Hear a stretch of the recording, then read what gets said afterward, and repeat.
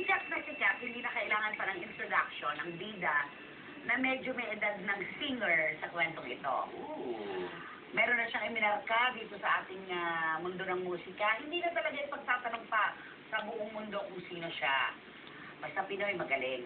Hindi naman siya nagagalit, hindi siya nagrereklamo, pero parang napapagod na siya.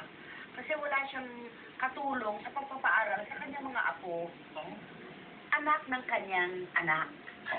Eh, pwede naman kasing tumulong yung nanay nang nakahiwalay na asawa ng kanyang anak ito eh. Lagi na ako kwento na, lagi nakikita kasama ng mga barkada, sa Boracay, sa Mabini, kahit saan. Ang ibig niya sabihin, kung yung ba naman ginagamit mo oras sa pagtatrabaho, baka sakaling may makakatuwang pa ako sa pag-aruga sa anak mo. Siya nagpapaaral, siya lahat ang gumagawa ng paraan para magkaroon ng gamit. Eh, siyempre naman, hindi naman lahat ng panahon, sabi nga natin, Pasko, may edad na ang lola ng mga bata. At saka pagoda po. Pagoda na, oo, pagoda Philippines na siya. Diba? Kaya lang talagang isa siyang Flor Matilde. Kaya matiisin. Diba? Ngayon, eto, gaganon lang ako, kilala niyo siya. Ay, okay. A million thanks to you. Oo. Okay. Alam mo na, mukhang bagay din sa'yo kung magpapakulot ka. Nalagdag na kakulot na nga yung buhok ko eh. Oo. Alam ikaw, 4 p.m. ka na. Sabay may restaurant na may Kanya kuya. Ay, okay. Ay, mamang pong mama. Mama, lala kung lala. Pero nasa yung mga junakis niyan. Ay, palipat-lipat, pero ando sa jowa niya. Nandun kila Lola, di ba? Ito na yung blind item ako. Pero ito pang ito na blind item. Okay. Itong prime-time actor na sikat sa sikat, hot na hot.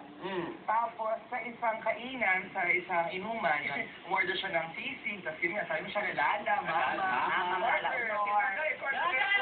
Ganun bayaran na, siguro umabot ng mga 4,000 pesos. At majority doon, sabi niya nga, siya nag-order. Tapos, nag-iwan siya ng 200 pesos. Ah, share niya. 200 pesos ang share niya. Hay, Pero siya pinakamalakas kumain, ha? pero siya pinakamalakas kumita sa lahat. At siya pinakamalakas kumain, pinakamalakas order. Pero ito nga yung catch, nung after naman nun, nung isang Sunday, isang variety show, sabi niyo, guys, sorry, 200 lang binaba ko. Babawi ako, nilibre niya naman kami lahat. Trivia, itong trivia na to, siya nagpa-blind item sa sarili niya kasi gusto niya maranasan mag-blind item. Racing the bell ako. Di ba? Oo, Ano talaga gusto niya? Oo, kasi lagi siya nanonood. So happy pa si JP. Oo, sige, piloto ka ba? Anong kasi yan? Sige, try mo na. Ano kayo kasi sa Alam mo na kasi tininis mo, di ba, last Sunday, na may libreng meal ka mula. Yes. O hindi, pero si JC nandito naman sa amin sa Lalola, no? Naalala ko si May JC. naman libre sa Maluwagan, no? Nagkataon na 200 ang binigay niya kasi medyo wala na siya sa ulirat At ko. saka parang Nakita niya kung bumawi naman yung bata. Diba? Kaya dahil dyan, gusto rin niya yung mga ganyan. Oo. Habang 4 p.m. ka,